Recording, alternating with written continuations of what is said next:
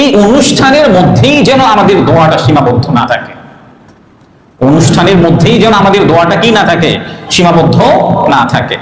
আমরা যে অনুষ্ঠানগুলি করে থাকি কাদেরকে দাওয়াত করি বলেন তো?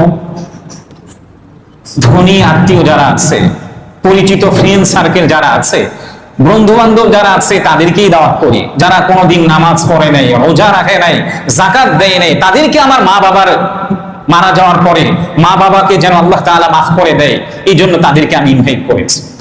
প্রিয় ভাই, আপনি তো নিজেই দোয়া করবেন, প্রতিনিয়ত মা বাবার জন্য দোয়া করবেন, পাশাপাশি এমন ব্যক্তিদেরকে সঙ্গে নিয়ে আপনি আপনার মা বাবার জন্য দোয়া করবেন যাদের ব্যাপারে সম্ভাবনা আছে যে আল্লাহ তাআলা তাদের দোয়া কবুল করবেন।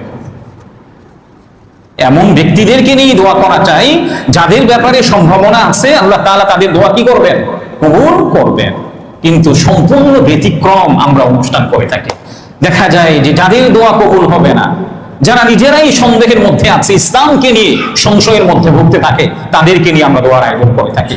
এই জন্য শুধুমাত্র অনুষ্ঠানের মধ্যেই যেন আমাদের মা বাবার অনুষ্ঠানগুলি সীমাবদ্ধ না থাকে।